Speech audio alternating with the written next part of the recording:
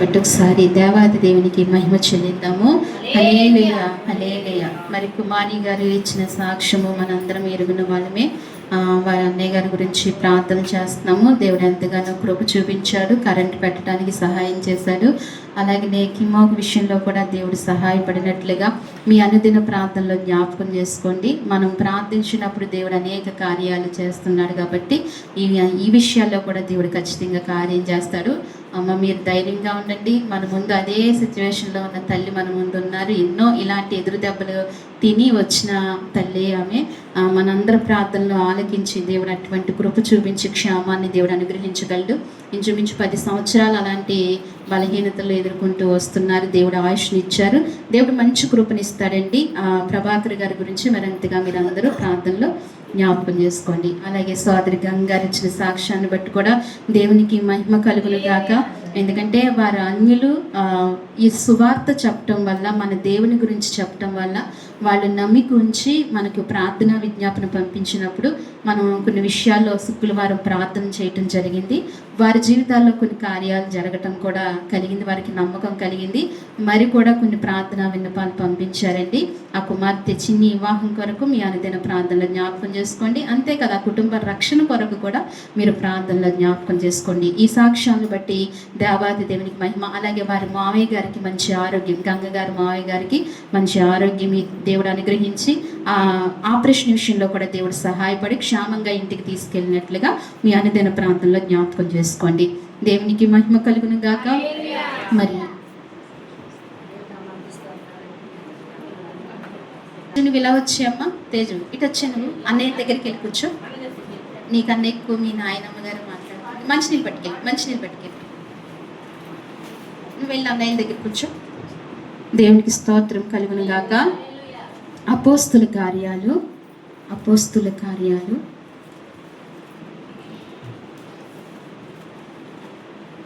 14వ అధ్యాయము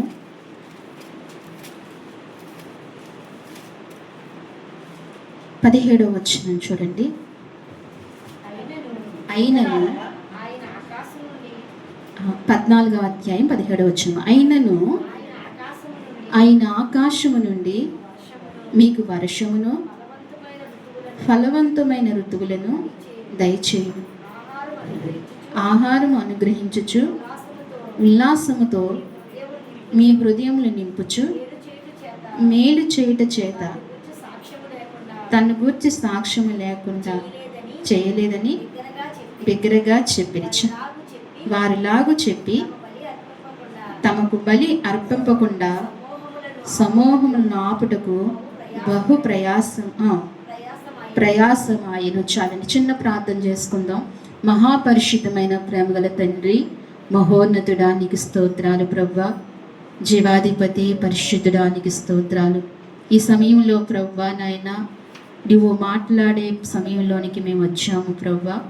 మీరు మాట్లాడండి స్వామి.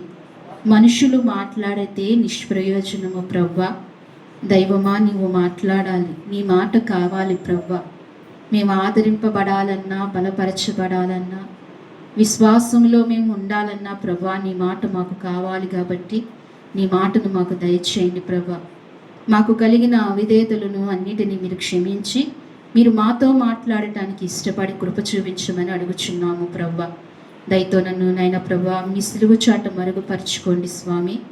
జ్ఞానహీనురాలని ప్రభువా, ఏమీ తెలియని దాన్ని ప్రభువా నన్ను సంపూర్ణంగా నువ్వు మరుగుపరుచుకోండి స్వామి. కొలతలేని ఆత్మతో మీరు నింపండి. నాతో మాతో కూడా మీరు మాట్లాడండి. నీ మెల్లనైన స్వరము మాకు వినిపింపచేయండి. ఈ వారం అంతా బ్రతకటానికి నీ ఆత్మీయ ఆహారం మాకు పెట్టి నడిపించమని, ఈ వాక్యం చదవబడిన వాక్యాన్ని విరిచి మాకు వడ్డించమని స్తుతించి ప్రార్థించి మా ప్రియరక్షకుడైన యేసుక్రీస్తు వారి నామములో అడిగి వేడుకుంటున్నాము తండ్రి. దేవుని వాక్యం ఇక్కడ చదవబడిన వాక్యం అండి. అయినను ఆయన ఆకాశం నుండి మీకు వర్షములను ఫలవంతమైన ఋతువులను దయచేయును. ఏం చేస్తున్నారంటండి? అయినను మీకు ఆకాశము నుండి ఏం చేస్తున్నాడు? వర్షం కురిపిస్తున్నాడంట. ఫలవంతమైన ఋతువులను దయచేస్తున్నాడంట. మనం అనుకుంటాం వచ్చేసిందమ్మో వేసవికాలం కదండి. ఏమనుకుంటాం? దేనికి భయపడతామండి? వేసవికాలానికి ఒకటే భయపడతామా? వేసవికాలం వెళ్ళగానే ఏం చేస్తాం? వచ్చిందమ్మా వర్షం, రోడ్డు మీద నడవలేము అని తిట్టుకుంటాం. కొన్ని వర్షాకాలం వెళ్ళిపోయిన తర్వాత దేనికి భయపడతాం? శీతాకాలం కదా. కొంతమంది ఏమో కాకి వెళ్ళు మనకు వస్తుంది, మన వాళ్ళు కాకి వెళ్తుందని భయపడతారు, చలికి తట్టుకోలేక భయపడుతుంటారు. కానీ కాలాలను బట్టి భయపడి జీవించే ప్రతి మానవుడు ఉంటూ ఉంటాడు. అయితే దేవుడు కాలాలను బట్టి దేవుడు అనుగ్రహించిన కాలాలను బట్టి ఆ కాలాలు కాసుకుంటూ అట్లా దేవుడు ఇచ్చిన వాక్యాన్ని బట్టి అవి నెరవేర్చుకుంటూ వెళ్తూ ఉంటాయి. ఇక్కడ ఈ మాట ఎవరు సెలవిస్తున్నారంటే అపోస్తలుడైన పౌలు గారు ఈ మాట మాట్లాడుతున్నారు. ఎవరు మాట్లాడుతున్నారండి? ఆయన పౌలు గారు ఈ మాట ఎందుకు మాట్లాడవలసి వచ్చింది? ఒక సందర్భాన్ని బట్టి ఆయన ఈ మాట మాట్లాడవలసి వచ్చింది. ఎందుకు ఆయన సందర్భాన్ని బట్టి మాట్లాడవలసి వచ్చిందంటే ఇక్కడ పౌలు గారిని బర్బాను కూడా ఏం చేస్తున్నారంటే వాళ్ళిద్దరినీ కూడా ఏం చేస్తున్నారంటే గణపరుస్తున్నారండి. ఇక్కడ ఈ సందర్భంలో ఏం చేస్తున్నారండి? పౌలు గారిని గణపరుస్తున్నారు. అందుకని ఇక్కడ ఆయన ఏమంటున్నాడంటే ఆయన ఆకాశం నుండి మీకు వర్షమును ఫలవంతమైన ఋతువులను దయచేయచ్చు, ఆహారం అనుగ్రహించుచు ఉల్లాసంతో మీ హృదయంలో నింపుచున్నాడు. ఏమనుగ్రహించండి? ఆహారం అనుగ్రహించుచు మన హృదయాలను ఏం చేస్తున్నారు? ఆహారం లేకపోతే మనకి ఏమవుతుందండి? ఇప్పటికే భయం పట్టుకోలేదా? పైన ఎక్కడో యుద్ధాలు జరుగుతున్నాయి, రాబోతున్న దినాలలో ఏమొస్తాయంటండి? కరువు వస్తుంది అని వింటున్నాం కదా. వస్తుంది వాస్తవానికి, ఎందుకంటే యుద్ధాలు జరుగుతున్నాయి, కరువు వస్తుందని వింటున్నాం. భయం ఒక్కొక్కరు మాటలు బట్టి ఒక్కొక్క వార్తలను బట్టి ఏం కలుగుతుందండి? భయం కలుగుతుంది. సామాన్యులు ఎలా బ్రతకగలము, ఎలాగ మన బిడ్డలు బ్రతుకుతారు అని భయం కలుగుతుంది. అందుకే కదా. అయితే ఎన్ని యుద్ధాలు జరిగినా ఏమి జరిగినా దేవుని కృప మనకు తోడుండాలి. దేవుని కృప మనకు తోడుండాలి. ఎందుకంటే యుద్ధాలు జరుగుతాయి, కరువులు వస్తాయి, భూకంపాలు వస్తాయి. ఇవన్నీ దేవుని వాక్యంలోనే ఉంది. అనేక చోట్ల నెరవేర్చబడుతుంది. ఏది ఏమైనా మనకి ఏం ఉండాలంటే దేవుని కృప. ఎంత యుద్ధమునైనా ఆపు చేయగలను వాడు ఎవరండి? ఆయనే. ఆయన తలుసుకుంటే యుద్ధమును రేపే వ్యక్తులకి వ్యాధి కలగజేసి ఏదైనా చేయగలడు కదా. ఆయన తలుసుకుంటే యుద్ధమును రేపే వ్యక్తుల్ని హృదయాలు, మనసులు మార్చి సమ్మతి గల మనసులను చేయగలిగిన దేవుడు. ఆయన చూస్తున్నాడంటే ఆయన ప్రణాళిక రానున్న దినాలలో అవి అవసరమేమో ఆయనకు ప్రస్తుతానికి రేపుతున్నాడు. ఆయన యుద్ధాలు ఆయన ఏదైనా ఆయన చేతిలో ఉంది. ఏదైనా ఆయన చిత్తము జరిగేది, భూమి మీద జరిగేది అంతా ఆయన చిత్తం. అయితే మనం అట్ల గురించి పట్టించుకోకుండా ఉండకూడదు. పట్టించుకోవాలి. మనం ఏం చేయాలి? భయపడకుండా ఏం చేయాలండి? ప్రార్థన చేయాలి. ధైర్యంగా ఉండి ఏం చేయాలి? ప్రార్థన చేయాలి. అంటే మన ధైర్యాన్ని బట్టి ఏదో కార్యం అవుతుంది కాదు, ధైర్యం ఉండాలి. అలాగని భయపడకూడదని కాదు, దేవుణ్ణి ఎదుట పెట్టుకుని ధైర్యం కలిగి విశ్వాసంతో ఏం చేయాలండి? ప్రార్థన చేయాలి. యేసయ్య అంటున్నాడు, యెరూషలేము క్షేమము కొరకు ఏం చేయమంటున్నాడు? మనం యెరూషలేము క్షేమం కొరకు ప్రతిదినం ఏం చేయాలండి?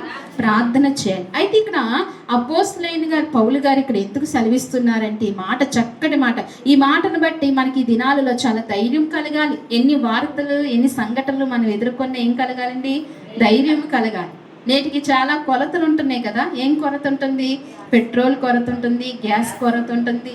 ప్రతి కుటుంబాన్ని దర్శించినా ఏం చేస్తున్నారండి? గ్యాస్ కంప్లైంట్ ఇస్తున్నారు, కొరత ఉంటుంది. పెట్రోలు కదండి చాలా, ఎందుకంటే ఇవి పైనుండి వచ్చేవి కాబట్టి కొరతగా ఉంటుంది. అయితే దేవుని మహాశక్తిని బట్టి ఆయన మన కృపలో మనం ఉంటే గనక మనకి ఎంతగానో కృప చూపిస్తాడు. ఇక్కడ ఆయన పౌలు గారు ఎందుకు అంటున్నాడంటే ఆయన ఆకాశం నుండి మీకు వర్షమును ఫలవంతమైన ఋతువులను దయచేయచ్చు, ఆహారం అనుగ్రహించుచు ఉల్లాసంతో మీ హృదయములు నింపుచు మేలు చేయుట చేత తన్ను గూర్చి సాక్ష్యము లేకుండా చేయలేదు కానీ బిగ్గరగా చెప్పాను. ఇక్కడ ఆయన బిగ్గరగా చెప్తున్నాడు. మన హృదయాలు ఎలా ఉంచుతున్నారంట?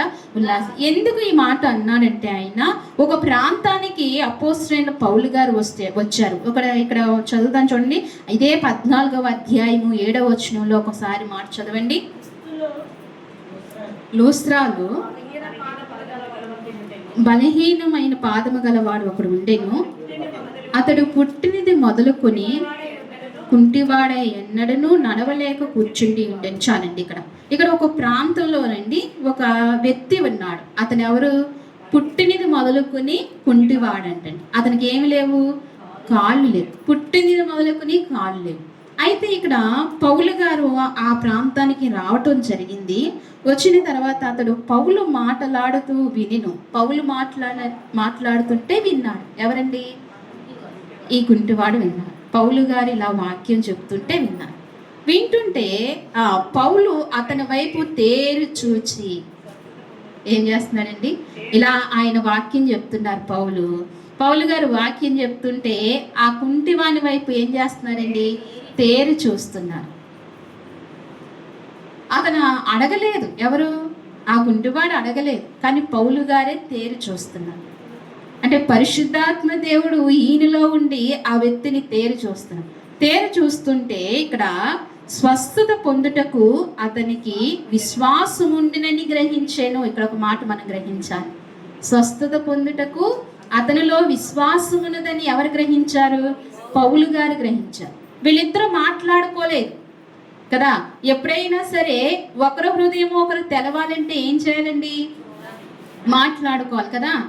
నీ హృదయంలో ఏముందో, నా హృదయంలో ఏముందో, ఏం చేయాలి? ఇప్పుడు మనం ఏం చేయాలి? మాట్లాడుకోవాలి. మాట్లాడుకుంటేనే కానీ తెలియదు. కానీ పౌలు గారికి ఇప్పుడు వాక్యము చెప్తుండగా ఆ వ్యక్తి వైపు చూస్తున్నప్పుడు అతని హృదయంలో ఉన్నది ఒకటి అర్థమవుతుంది. నేను ఇప్పుడు స్వస్థత, ఈ మాటలను బట్టి, ఈ దేవుని మాటలను బట్టి నేను ఏం పొందుకోగలుగుతున్నాను? స్వస్థత పొందుకోగలుగుతున్నానని ఆయన అనుకుంటూ ఇక్కడ అంటున్నాడు కదా. ఏమంటున్నాడంటే అతని వైపు తేరి చూసి స్వస్థత పొందుటకు అతనికి విశ్వాసం ఉందని గ్రహించి.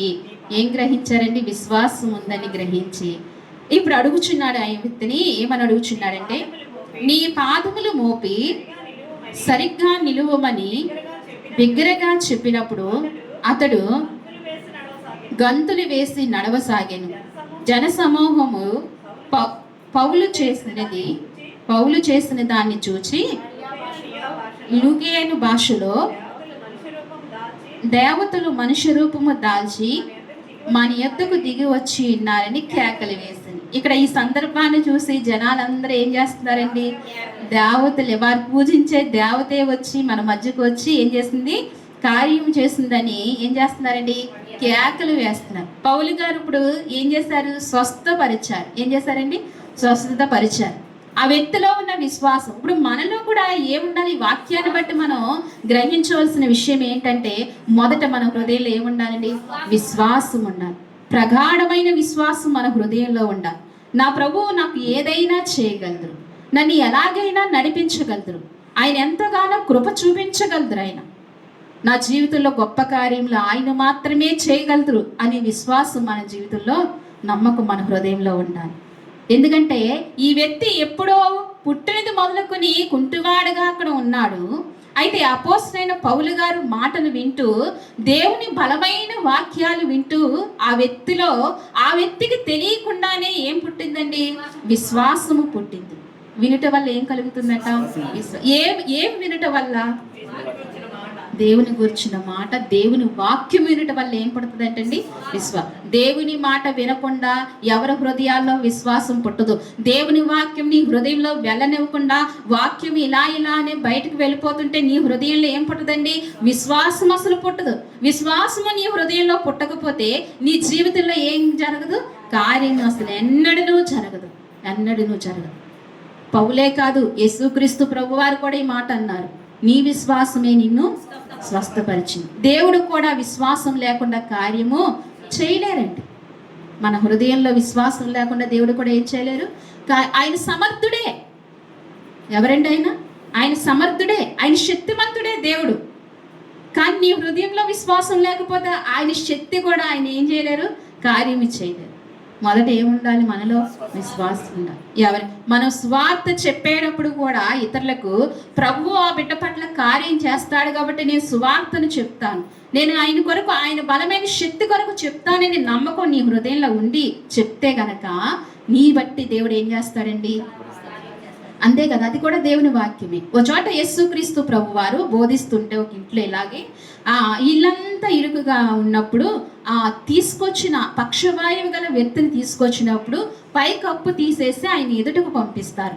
ఇందుకు ఎదుటకు పంపించినప్పుడు మంచం మీద ఉన్న వ్యక్తి విశ్వాసంను బట్ట, తీసుకొచ్చిన వారి విశ్వాసం బట్టాడు. కానీ తీసుకొచ్చిన వారిని బట్టే దేవుడు ఏం చేస్తాడండి? ఆ వ్యక్తిని కానీ ఈ రోజుల్లో నేటి దినాలలో కూడా ఒకవేళ మనం అనేక మందికి మన దేవుని జ్ఞాపకం చేసి పరిచయం చేసేటప్పుడు నీ హృదయం నిండా ఏముండాలండి? విశ్వాసం ఉండాలి. అలా ఏ పరిస్థితుల్లో, ఎలాంటి స్థితిలో, ఎలాంటి పరిస్థితుల్లో వాళ్ళు ఉండవచ్చు, నీ జీవితంలో ఏముండాలి? విశ్వాసం ఉండి వారికి మన దేవుని గురించి తెలియజేసినప్పుడు దేవుడు నీ గురించి, నీ విశ్వాసమును బట్టి దేవుడు ఏం చేస్తాడండి? అక్కడ కార్యం చేస్తాడు. దేవునికి మహిమ కలుగును గాక.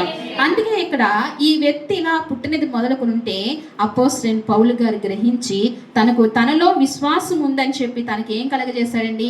నడకని ఇచ్చారు, స్వస్థత ఇచ్చారు. అతను గంతులు వేసుకుంటూ ఉంటే ఇప్పుడు జన సమూహము వాళ్ళు పూజించే దేవతే ఈయనలోనికి వచ్చి ఏం చేస్తుంది అనుకున్నారు? స్వస్థపరిచారు. ఇప్పుడు ఈ బర్బాకును ఈ పౌలుకుని ఏం పేర్లు పెట్టారండి వీళ్ళు? వాళ్ళ దేవతల పేర్లు పెట్టారు. పెట్టండి. చివరికి ఏం చేస్తున్నారంటే బలి ఇవ్వాలని ఆలోచిస్తున్నారు. బలి అర్పించాలి. ఎవరికి బలి అర్పించాలనుకుంటున్నారు? దేవతలకు కాదు, వీళ్ళకి. ఎవరికండి? పౌలుకి, బర్బాకుని. పౌలు ముఖ్య ప్రసంగికుడు కదా అని ఆయనకు ఒక పేరుని, బర్బాకు ఒక పేరు పెట్టి వీళ్ళ నిమిత్తము బలి అర్పించాలి. వీళ్ళలో ఒక దైవం ఉంది. వీళ్ళలో ఏముంది? ఒక దేవత వీళ్ళలోనికి వచ్చింది. వీళ్ళలో దైవం ఉంది. వీళ్ళ గురించి వీళ్ళకు బలి ఇవ్వాలి, బలి అర్పించాలని బలి ఏర్పాటు చేస్తుంటే పౌలుకిని బర్బాకు తెలిసి వాళ్ళ హృదయం ఎలా అయిపోయిందంటే కలవరం అయిపోయిందంట. వాళ్ళు వస్త్రాలు చింపుకున్నారంటండి. దేనికి చింపుకున్నారు? వీళ్ళు ఎవరిని ఇప్పుడు ఆరాధికులుగా చేసుకుంటున్నారు? పౌలుని ఆరాధికులుగా చేసుకుంటున్నారు. అది తట్టుకోలేక, పౌలు గారు తట్టుకోలేక ఆయన వస్త్రాన్ని చింపుకొని ఇప్పుడు జన సమూహం మధ్యలోనికి వెళ్ళి ఎక్కడికి వెళ్ళారండి? అక్కడికి వెళ్ళి చదవండి. అన్యులారా, అయ్యులారా, మీరు ఎందుకు ఇలాగ చేయుచున్నారు?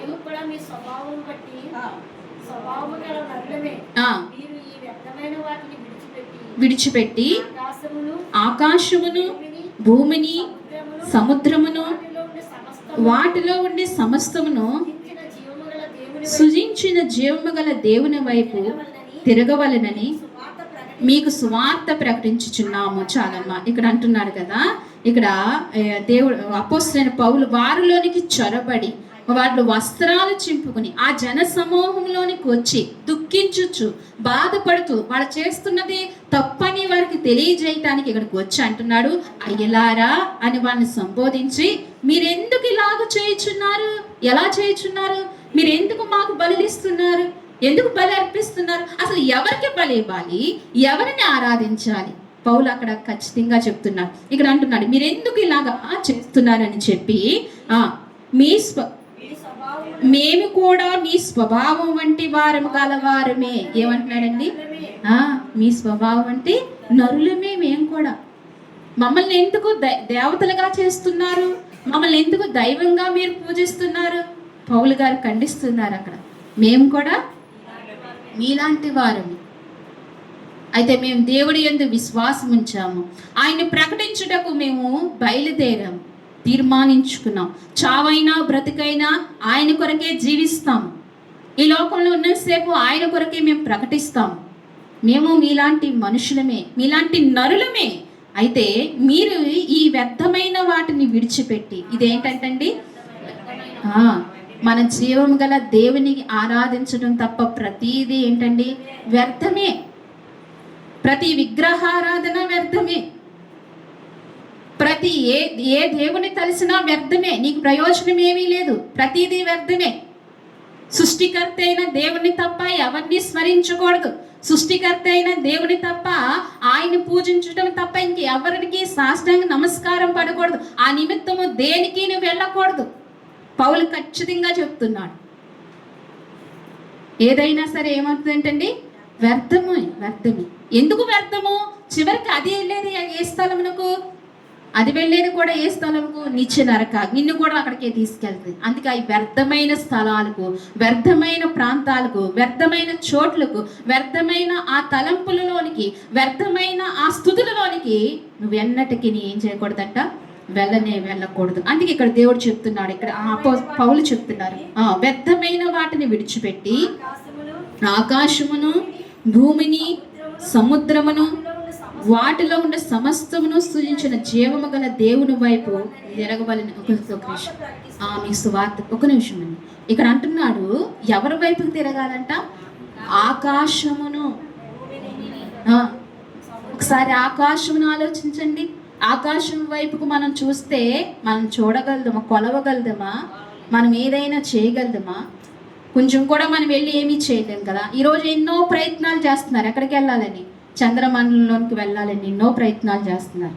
ఇంకా అంతకు మించి అక్కడికి వెళ్ళలేరు, అక్కడ నివాసం చేయలేరు.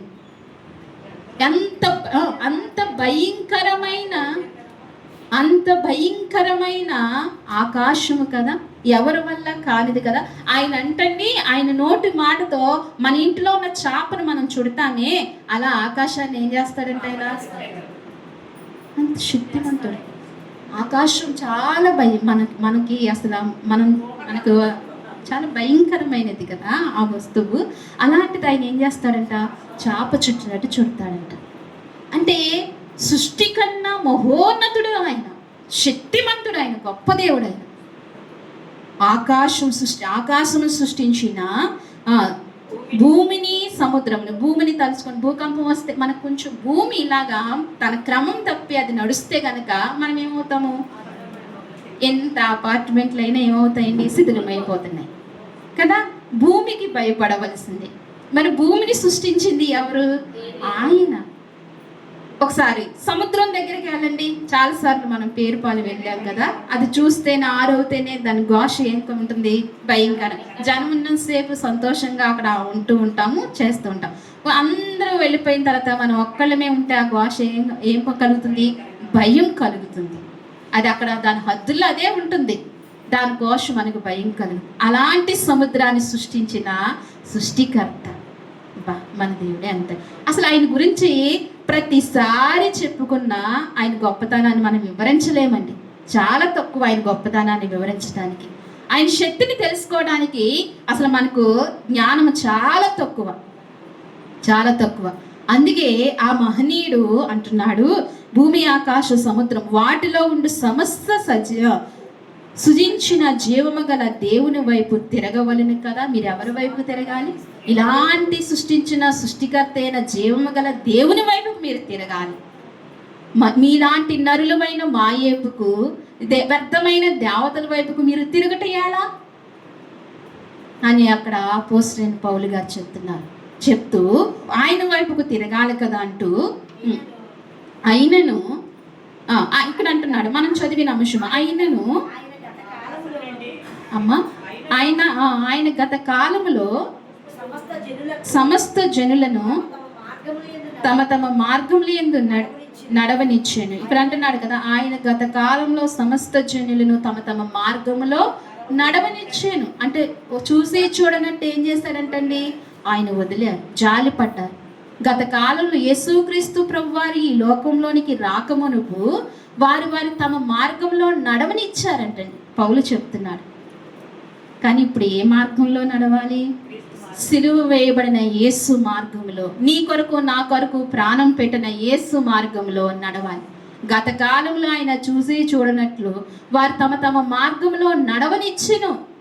ఆయన ఏం చేశాడంట? నడవనిచ్చాడంటండి. ఆయనే నడవనిచ్చాడంట. కానీ ఇప్పుడు ఈ దేవతల వైపు కానీ ఎవరి వైపు చూడకుండా ఎవరి వైపు నడవాలి? సిలువ వేయబడిన యేసు మార్గములో నడవబడాలి. ఆయన అందుకే చెప్పాడు, నేనే మార్గమును అని చెప్పాడు. ఆయన ఏమని చెప్పాడండి? నేనే మార్గమును, నేనే జీవము, నేనే సత్యం అని చెప్పాడు. అందుకే అంటున్నాడు ఇక్కడ నడవనిచ్చి, అయినను ఆయన ఆకాశము నుండి మీకు వర్షమును ఫలవర్తమైన ఋతువులను దయచేయచ్చు, ఆహారం అనుగ్రహించు, ఉల్లాసంతో మీ హృదయం నింపుచున్నాడు. చూడండి ఇక్కడ చూడండి, ఉల్లాసంతో మన హృదయం ఏం చేస్తున్నాడంటే, ఇప్పుడు మనం ఆహారం తింటున్నామంటే ఎవరి కృపండి? ఆయన కృపే. నిజంగా ఆయన కృపే. ఆయన మహోన్నతమైన కృప. ఒక్కొక్కరి పట్ల ఒక్కొక్క కృప ఉంటుంది. ఒక్కొక్కరి పట్ల ఒక్కొక్క కృపతో ఆయన పోషిస్తున్నాడు. ఒక్కొక్కరికి ఒక్కొక్క కృపతో పోషిస్తున్నాడు. ఒకరిని సంపాదించుకునే సామర్థ్యంతో వాళ్ళని పోషిస్తూ ఉంటాడు. ఏ సంపాదన లేకపోయినా ఏం చేస్తారండి? అయ్యో బాబోయ్ ఎంత గొప్ప దేవుడండి. ఆధారము లేని బిడ్డలను కూడా దేవుడు ఏం చేస్తున్నాడండి? పోషిస్తున్నాడు. ఆయన ప్రేమ వర్ణనాతీతము. నిజంగా ఆయన ప్రేమ అలాంటి గొప్ప దేవుడు ప్రతి జీవిని పోషిస్తున్నాడు.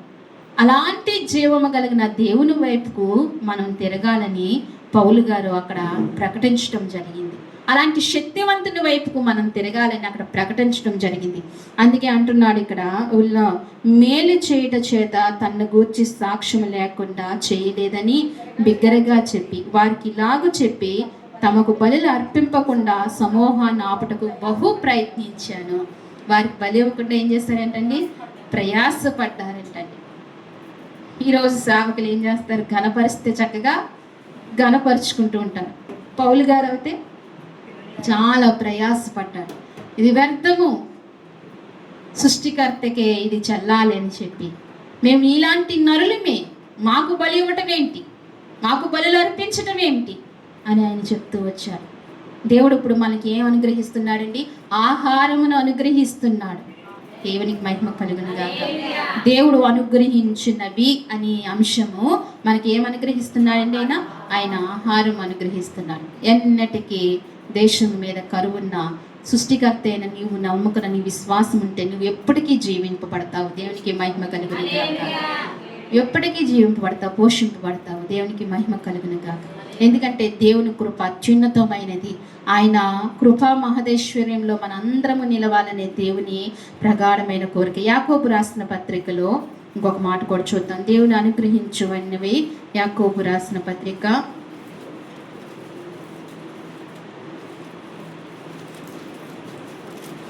1వ అధ్యాయము 5వ వచనం చూడండి.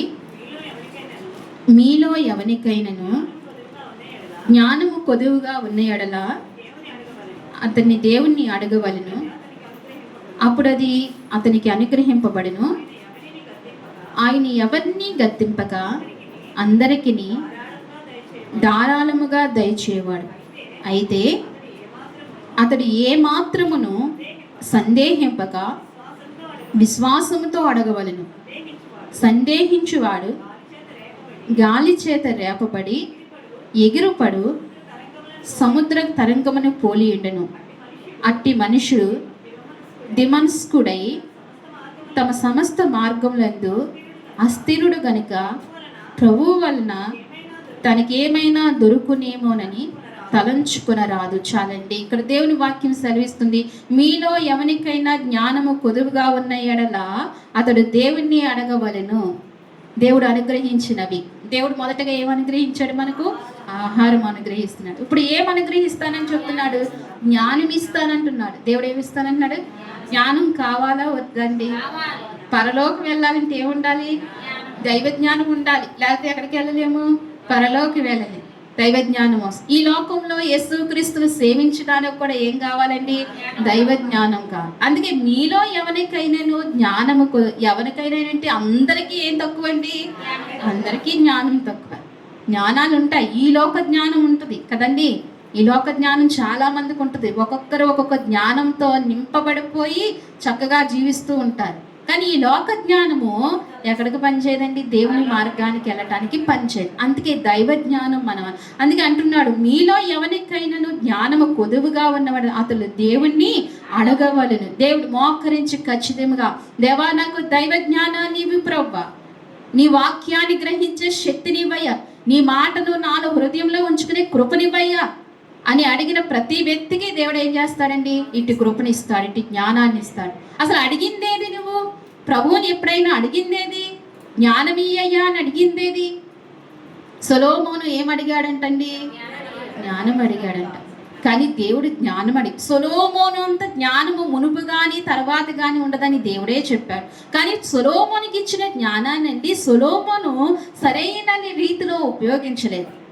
ఆ లోట్లు కూడా ఒకసారి మనం పరిశుద్ధాత్మ దేవుడు సహాయపడితే జ్ఞాపకం చేసుకుందాం. సొలొమోను కొన్న లోట్లు మనం జ్ఞాపకం చేసుకుందాం. మనం భక్తుల్ని వాళ్ళకున్న ఘనతలను బట్టి మనం జ్ఞాపకం చేసుకుంటూ ఎదరికి వెళ్ళిపోతాం. వారికున్న లోపాలను కూడా ఏం చేయాలంట? జ్ఞాపకం చేసుకుని మనం సరి చేసుకోవాలి. ఆ తోవలోనికి మనం వెళ్లకుండా సరి చేసుకోవాలి. అయితే సొలొమోను జ్ఞానాన్ని అడిగినప్పుడు జ్ఞానంతో పాటు సర్వ సంపదలు కూడా దేవుడు ఏం చేశాడండి, ఇచ్చాడు. అందుకే ఈరోజు మనం కూడా దేవుణ్ణి ఏమనగాలి, దైవ జ్ఞానం ఇవ్వు ప్రవ్వా అని అడిగినప్పుడు ఆ జ్ఞానంతో పాటు మనకు అన్నీ కూడా దేవుడు అనుగ్రహిస్తాడు. సొలొమోనుకి ఇచ్చిన దేవుడే మనకు ఆ దేవుడే ఇస్తాడండి, ఇస్తాడు, ఖచ్చితంగా ఇస్తాడు. అయితే మనం అడగటమే లోపము. ఇక్కడ అంటున్నాడు అప్పుడది అతనికి అనుగ్రహింపబడును. దేవుడు ఖచ్చితంగా చెప్తున్నాడు, అడిగితే కనుక ఏమవుతుందంటండి, ఖచ్చితంగా అనుగ్రహింపబడుతుందంట. అడుగు వాళ్ళని అప్పుడు అది అతనికి అనుగ్రహింపబడును. ఆయన ఎవరిని గద్దింపక అబ్బబ్బబ్బబ్బబ్బబ్బా, దేవునికి మహిమ కలుగును గాక. ఎవరిని గద్దింపక దేవుడు ఏం చేస్తాడంటండి, ధారాళముగా అనుగ్రహిస్తాడంట. ఈ లోకంలో ఏదైనా ఇవ్వడానికి ఏం చూస్తారండి, అర్హత చూస్తారు, క్వాలిటీ చూస్తారు, ఆ సామర్థ్యత ఉందో లేదో చూసిస్తారు. కానీ మన దేవుడు అంటండి ఎవరిని గద్దించడంట. చదువు ఉందా లేదా, తెల్లవాడా నల్లవాడా, ఏ భేదాలు చూడకుండా, ఎవరైతే సందేహింపకుండా దేవుని జ్ఞానం అడుగుతాడో, ఎవరైనా సరే, స్త్రీయా పురుషుడా అని కాదు, చిన్నవాడా పెద్దవాడా అని కాదు, ఏ భేదము లేకుండా ఎవరు అడిగినా దేవుడు ఏం చేస్తాడంటండి, ధారాళముగా ఇస్తాడంట. అందుకే మనం జ్ఞానం అడగాలి దేవుడిని, ఆయన జ్ఞానం మనం నేర్చుకోవాలి. ఇక్కడ అందుకే గద్దింపక ఆయన అందరికీ ధారాళముగా దయచేవాడు. అయితే అతడు ఏ మాత్రమును సందేహింపక విశ్వాసంతో అడుగువాడు. ఎలా అడగాలంటండి, ఏ మాత్రము సందేహం లేకుండా అడగాలి. నువ్వేదైనా దేవుని సన్నిధిలో అడుగుతున్నావా, నేటి నుండి పరిశుద్ధాత్మ దేవుడు మనతోనే మాట్లాడుతున్నాడు. నేటి నుండి నువ్వు ఏది అడిగినా సందేహం లేకుండా అడగవలను. దేవునికి మహిమ కలుగును గాక. ఎలా అడగాలంటండి, విశ్వాసంతో. మీ జీవితాలు మారకపోతే ఎవరిని అడుగుతారు, మరలా దేవుణ్ణే అడగండి. నా జీవితం ఎందుకు మారలేదయ్యా, నా జీవితంలో ఎందుకు కార్యం చేయలేదయ్యా, నేను విశ్వాసంతోనే నిన్ను అడుగుతున్నాను ప్రభా, నేను విశ్వాసంతోనే నిన్ను అడుగుచున్నాను, నా జీవితంలో కార్యం చేయి అంటే త్వరితగతిలోనే నీ జీవితంలో దేవుడు ఏం చేస్తాడండి, కార్యం చేయటం ఆరంభిస్తాడు. అందుకే అంటున్నాడు విశ్వాసంతో అడగాలి. సందేహించువాడు గాలి చేత రేపబడి ఎగిరిపడి సముద్ర తరంగమును పోలుండని. ఎలా ఉంటాడంటండి, గాలి చేత గాలి ఏమవుతుంది, ఒక్కోసారి తూర్పుకి వేస్తుంది, ఒక్కోసారి పడమటకి వేస్తుంది, ఒక్కోసారి అక్కడికి ఇక్కడికి గాలి ఏం చేస్తుందండి, వేగంగా వేస్తుంది. మన మనసు కూడా ఏమవుతుందంట, విశ్వాసం బలం లేకపోతే ఇలాగే అవుతుంది. ఏదో ఒక మనిషి చెప్తాడు, ఇక్కడ కార్యం అవ్వట్లేదు కదా, నువ్వు అక్కడికి వెళ్ళి తాడు కట్టించుకో. దాన్ని అంటం కూడా నాకు రావట్లేదు. ఏం కట్టించుకో, తాడు కట్టించుకో. ఏం జరుగుతుందండి నీ జీవితంలో అని ఎవరో ఒకరు చెప్పారనుకో, ఏమవుతుంది, మీ మనసు వెంటనే ఏమవుతుంది, మారిపోయి అక్కడ రేపబడిపోయి అక్కడికి వెళ్ళిపోయి ఏం చేస్తుందండి, అక్కడ కూడా జరగలేదు. అది ఇంకొక వ్యక్తి వచ్చి ఈ సమస్యకు అక్కడికి వెళ్ళి నువ్వు పూజ చేయించుకో, లేకపోతే అతనికి అది ఇవి ఏదో ఒకటి చెప్తారు. వెంటనే ఏమవుతుందండి, విశ్వాసం లేకపోతే ఏమవుతుంది, గాలికి రేపబడినట్లుగా మన మనసు మన హృదయం ఏమవుతుందంటండి, అలా రేపబడుతుందంట. అట్టి మనుషుడు దిమనస్కుడై తమ సమస్త మార్గమందు అస్థిరుడు గనుక ప్రభువు వలన తనకేమైనా దొరికిన తలంచరాదు. దిమనస్కుడు ఏం చేయకూడదంటండి, తలంచరాదంట. దిమనస్కుడు అంటే రెండు మనస్సు కలిగినవాడు, రెండు మనస్తత్వం కలిగిన వాడు. ప్రభువు నందు ఏమన్నా దొరుకుతుందేమో నేను ఏం చేయకూడదంట, తలంచరాదు. నువ్వు ఏక మనస్సు ప్రభువు మీద ఆనుకుని విశ్వాసముతో ఆయన సన్నిధిలో ఆయన్ని మాత్రమే నాకు జీవితంలో కార్యం చేస్తాడు అని ఏక మనసుతో నువ్వు ఎప్పుడైతే వస్తావో ప్రభువు నందు నీకు దొరుకుతుంది. కానీ దిమనస్కులై రెండు మనసులై నువ్వు వచ్చి నువ్వు అడిగితే గనుక నీకు అసలు కార్యము జరగదని దేవుడు ఖచ్చితంగా చెప్తున్నాడు. దిమనస్కుడి ప్రభువు నందు ఏమీ కూడా దొరకదని, తలంచరాదని దేవుని వాక్యం చెప్తుంది. అందుకే మనం ఎలా ఉండాలండి, విశ్వాస వీరులుగా ఉండాలి. మనలో ఏది కొదవగా ఉన్నా ఎవరిని అడగాలి, దేవుణ్ణి అడగాలి. దేవుడు అనుగ్రహించే దేవుడు. ఇలాగ ఎన్నో చెప్తే ఎన్నో ఉన్నాయి. ఏదైనా దేవుడు ఏం చేస్తాడండి, మనకు అనుగ్రహించి ఇచ్చే దేవుడు. అందుకే ఆయన్ని ఎలా అడగాలంటండి, విశ్వాసముతో అని. దేవుని తప్ప ఎవరిని సేవించకూడదు. పౌలు చెప్తున్నారు కదా, ఆ జన సమూహానికి ఆయనకి సమాజానికి ఇచ్చిన వార్త ఏంటి, ఆయన్ని తప్ప ఎవరిని సేవించకూడదు. ఆయన ఎవరు, భూమి ఆకాశములు సముద్రంలో వాటిలో అన్నిటినీ సృష్టించిన గొప్ప దేవుడు ఆయన తప్ప ఎవరిని సృష్టించుకోడు. ఆయనకే స్తుతి ప్రభావం మహిమ ఘనతలు కలుగునుగా కానీ పౌలు అక్కడ ప్రకటిస్తూ వచ్చారు. ఆయనకే కాదు కానీ ఆయన ద్వారా మనం ఏదైనా పొందుకుంటాం. ఈ చిన్నపాటి విశ్వాసము మన చిన్న హృదయాలలో ఉంచితే గనక గొప్ప గొప్ప కార్యాలు చూస్తాం, గొప్ప గొప్ప మేలులు చూస్తాం. ఈ మాటలు దేవుడు మన హృదయాల్లో దీవించి ఆశీర్వదించును గాక. ఆమేన్. ప్రార్థన చేసుకుందామండి. మోకరించినట్లయితే, కళ్ళు మూసుకుంటున్నట్లయితే ప్రార్థన చేసుకుందాం. ఒకసారి విశ్వాసపూర్వకంగా ప్రతి వ్యక్తి దయతో మోకరించండి. దైవ సన్నిధి, పరిశుద్ధాత్మ సంచరించే స్థలం ఇది. మోకరించగలిగిన వారందరూ మోకరిస్తే మీ జీవితాలలో, మీ వెనుకున్న వారి జీవితాలలో దేవుడు గొప్ప కార్యం చేయబోతున్నాడు. ఒకసారి విశ్వాసంతో మోకాళ్ళ మీదకి వద్దామా? విశ్వాసంతో ప్రతి ఒక్కరూ మోకాళ్ళ మీద. మీకు ఎన్నో అవసరతలు ఉన్నాయి, మీకు ఎన్నో అక్కరలు ఉన్నాయి. ప్రభువు సన్నిధిలో ఒకసారి మోకరిద్దాం. పరిశుద్ధాత్మ దేవుడు మీతో నాతో మాట్లాడుతూ వచ్చారు. దేవా, ఇంతవరకు నువ్వు నాతో మాట్లాడేవయ్యా. దేవుడు అనుగ్రహించేవని సెలవిచ్చి నువ్వు మాట్లాడుతూ వచ్చావు నాయన.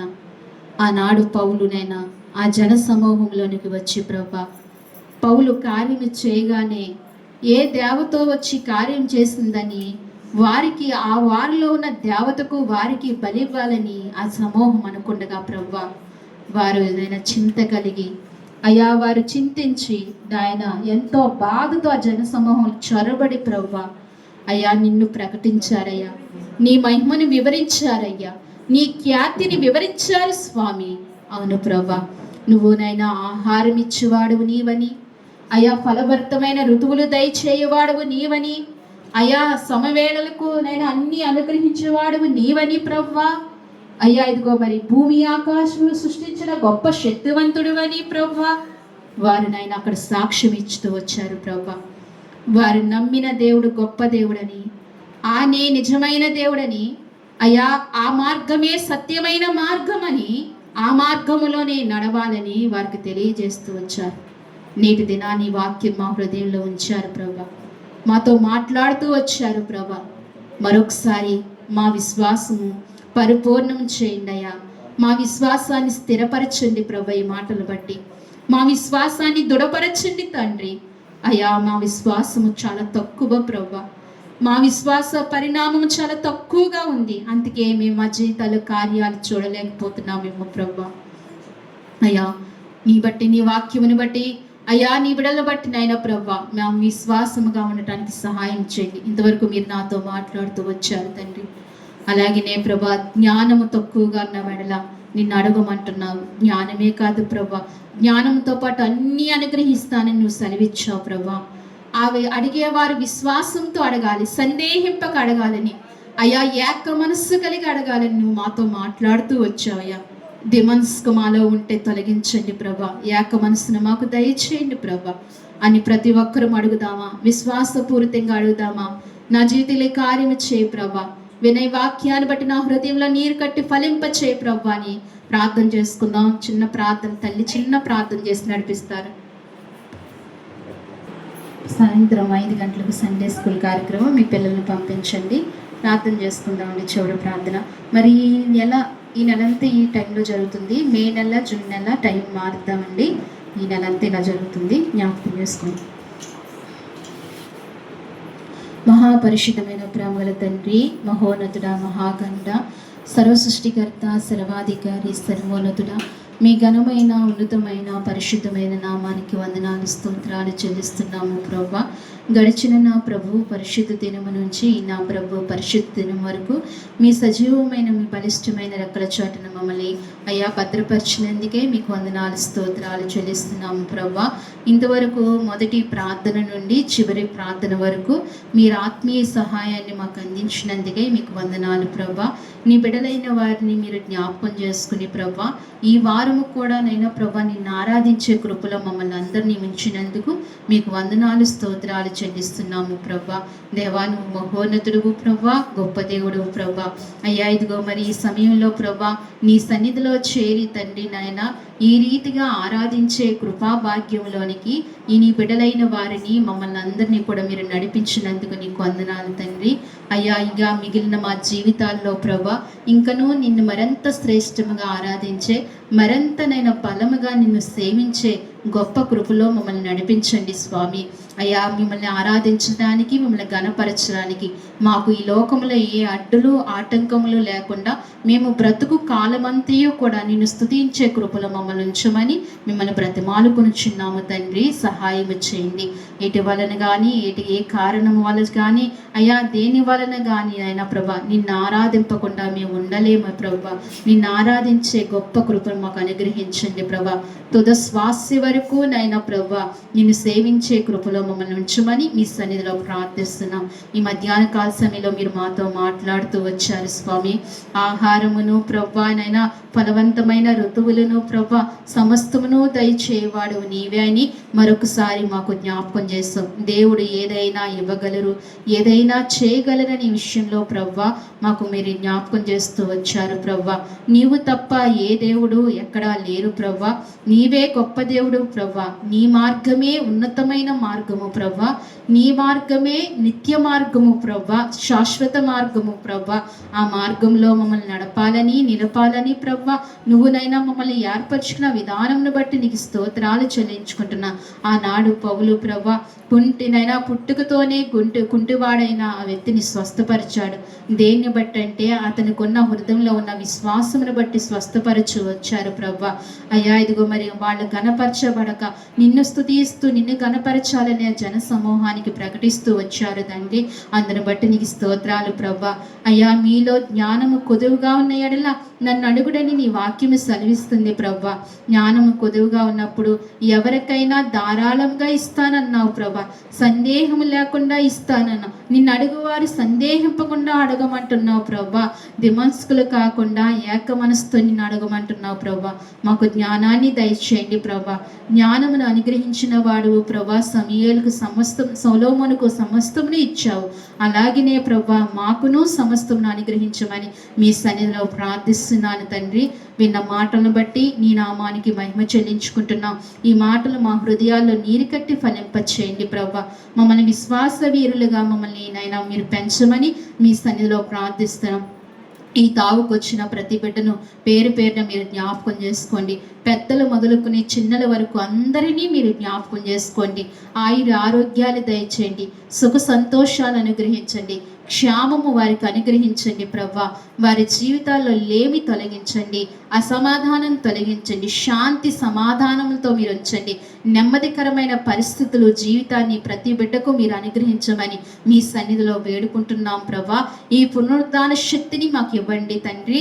అయ్యా, ఈ పునరుద్ధాన ఆశీర్వాదాలను మాకు అనుగ్రహించమని మీ సన్నిధిలో ప్రార్థిస్తున్నాం. ఈ వారమంతా మమ్మల్ని కాచి కాపాడి నీ కృపలో నింపమని ప్రార్థిస్తున్నాం. రాని బిడ్డలకు మరొక తరుణాన్ని దయచేయండి. వారిని క్షమించండి, నీ కృపలో భద్రపరచుకోండి. దేవానికి స్తోత్రాలు తండ్రి. అలాగనే తండ్రి నీ బిడ్డలు ఈ వారం అంతా వారి కష్టపడి వారి కష్టార్జితంలోంచి తండ్రి నాయన నీకు అర్పించిన అర్పణలు మీరు జ్ఞాపకం చేసుకోండి. ఎవరైతే అర్పణలు అర్పించారో అర్పణలన్నీ కూడా మీరు అంగీకరించండి తండ్రి. వారిని ఆశీర్వదించండి ప్రభా. వారికి కొదవులు తొలగించండి, లోటు తీసివేయండి ప్రభా. అయా సమవేళలో ఆహారము పోషింపబడే కృపను వారికి అందరికీ అనుగ్రహించమని మీ సన్నిధిలో ప్రార్థిస్తున్నాను తండ్రి. ప్రతి బిడ్డను దీవించండి, వారి కష్టార్జితాలు ఆశీర్వదించండి ప్రభా. సర్వ సమృద్ధిలోనికి వారిని నడిపించండి ప్రభా. గొప్ప కృప ఇవ్వండి. మా బిడ్డలందరినీ పేరు పేరున మీరు జ్ఞాపకం చేసుకుని దీవించండి తండ్రి. ఎక్కడైతే నీ ఆరాధనలు జరుగుతున్నాయో సార్వత్రిక సంఘాన్ని అంతటినీ మీరు జ్ఞాపకం చేసుకోమని నీ కృపలో మమ్మల్ని బలపరిచి నడిపించమని స్తుతించి ప్రార్థించి అలాగనే ప్రభా సాక్ష్యం ఇచ్చిన బిడ్డలకు మంచి ఆరోగ్యాలు దయచేయండి. అయ్యా, ఇదిగో మరి కుమారి గారి అన్నగారికి మంచి ఆరోగ్యం ఇవ్వండి, బలంతో శక్తితో నింపండి. గంగ గారు మేనమావ గారికి మంచి ఆరోగ్యం ఇవ్వండి, బలంతో శక్తితో నింపండి. ఆ బిడ్డ చిన్ని వివాహ విషయంలో నీ కార్యం చేయండి. వారు రావాలని కోరుకున్నప్పుడు ప్రయాణం గురించి ఆశ్చర్యరీతిగా అయ్యా ఇండియా నడిపించినందుకు నీకు స్తోత్రాలు చెల్లిస్తున్నాను ప్రభా. అలాగే తండ్రి ఇదిగో మరి హారిక తండ్రి పెదనాన్న గారిని జ్ఞాపకం చేసుకోండి ప్రభా. ప్రభా. వారిని కూడా ముట్టుకోండి. షుగర్ పెరిగింది, కాళ్ళు తీసివేయాలన్నారు ప్రభు. వారిని కూడా ముట్టుకుని స్వస్థపరచమని మీ సన్నిధిలో ప్రార్థిస్తున్నా, సహాయం చేయండి. అలాగే అమ్మాజమ్మ గారి కోడలు జ్ఞాపకం చేసుకుని నడిపించండి ప్రభా. ప్రభు కిరణ్ గారు ప్రారంభంలో మీరు తోడుగా ఉండండి స్వామి నాయన. అలాగే నేను తండ్రి, ఇదిగో మరి లక్ష్మి గారు చెప్పిన కుమార్తె కిడ్నీ ప్రాబ్లం ఉన్న ఆ బిడ్డను మీరు ముట్టుకుని స్వస్థపరచండి ప్రభా. ఇంకా ఇలాగ అనేక మంది ఉన్నారు ప్రభా.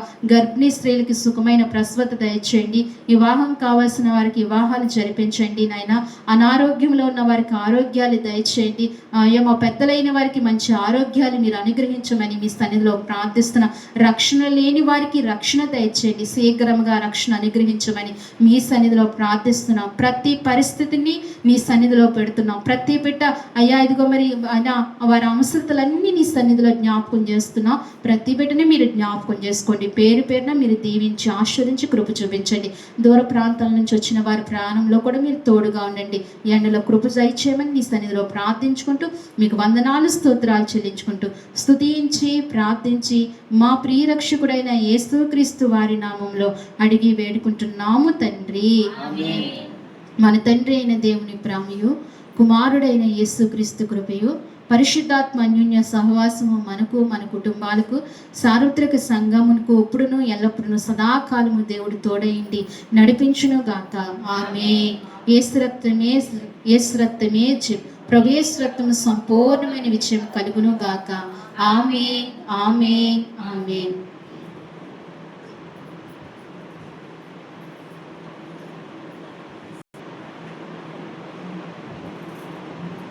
అందరికీ వందనాలండి. మీ అందరికీ నా వందనాలు. మీ అందరినీ దేవుడు దీవించి ఆశీర్వదించును గాక.